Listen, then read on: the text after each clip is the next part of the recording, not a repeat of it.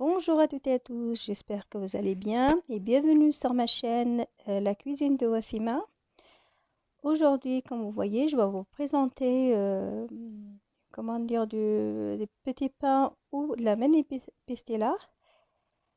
Là, vous voyez comment ils sont à l'intérieur, ils sont bien remplis, ils sont farcis, bien farcis. Là, on passe justement à la cuisson.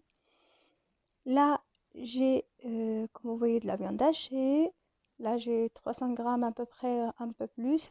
Là, j'ai du poivron vert, rouge, jaune et des oignons et de l'ail. Vous voyez, que j'ai mixé au mixeur. Là, j'ai des carottes râpées et aussi de la courgette râpée. Par contre, ça, je râpe, je ne le mixe pas. Là, j'ai du poivre, de paprika, de gingembre, curcuma et un peu de coriandre en poudre. Comme d'habitude, j'utilise toujours de l'huile d'olive et de l'huile de tournesol, bien sûr, pour faire la cuisson. Mettez selon votre goût, vous n'avez pas besoin de faire comme moi. Voilà. Et vous pouvez bien sûr le faire revenir dans le beurre de coco ou de l'huile de coco. Je pense que c'est aussi bien.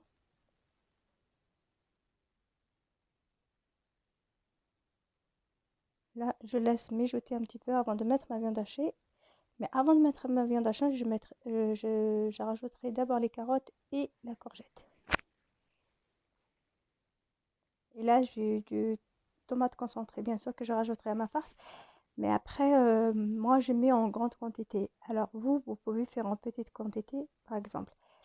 Là, j'ai fait revenir la totalité de mes légumes, poivrons et de l'oignon. Je rajoute bien sûr la carotte et la courgette. Quand je dis la carotte et la courgette, c'est-à-dire que j'en ai mis une carotte et une courgette que j'ai râpée, bien sûr. Ça dépend de la carotte. Vous pouvez mettre soit grande, moyenne, voilà. Et ça dépend aussi de la quantité que vous allez faire. Là, j'ai laissé mijoter un petit peu. Là, je rajoute ma viande hachée. Mais par contre, n'hésitez pas de bien remuer. Il ne faut pas que la viande hachée devienne, enfin, que ça fait, pardon, que ça fait des boules. Sinon, ça va nous compliquer un tout petit peu la farce ou le remplissage de nos petits pains. N'hésitez pas de bien remuer. Vous voyez, j'appuie dessus pour vraiment faire fondre les boules, si vous voulez. Et je rajoute bien sûr mes épices. Comme je vous rappelle toujours, les épices, c'est selon le goût. Vous n'êtes pas obligé de faire comme moi. Mais par contre, la tomate concentrée, vous êtes obligé de mettre un petit peu pour que ça donne de la couleur et ça donne du goût.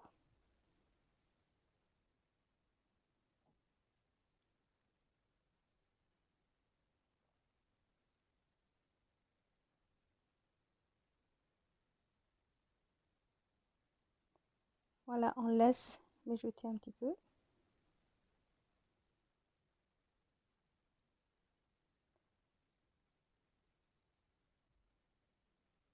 Là, je rajoute du sel. Le sel, pareil, c'est selon le goût.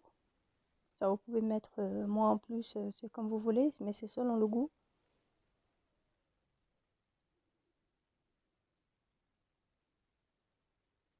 Parce que disons qu'après, pour la farce, on rajouterait un peu de fromage râpé. Vous voyez, bah, il reste enfin, il n'y a pas d'eau, il n'y a pas de sauce. Voilà, je rajoute un peu de sel pour moi parce que je trouvais que c'était pas assez salé. Mais après, enfin, c'est à vous de surveiller un petit peu si c'est salé ou pas. Et là, je laisse juste un petit peu, je éteins et je le mets sur le côté pour refroidir. Et je passe justement pour la farce, pour remplir mes petits pains.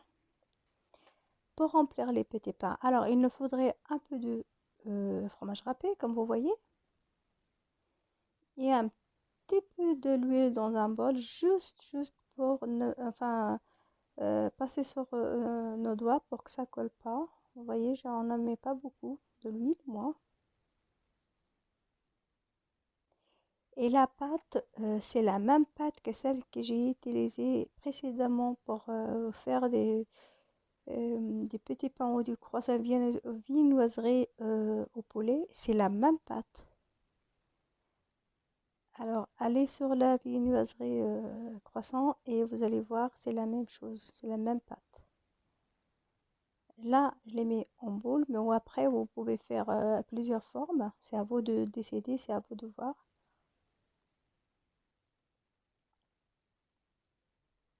Vous voyez, je les fais toutes petites, mais après, vous pouvez encore mettre, les faire plus petits ou plus gros, c'est comme vous voulez.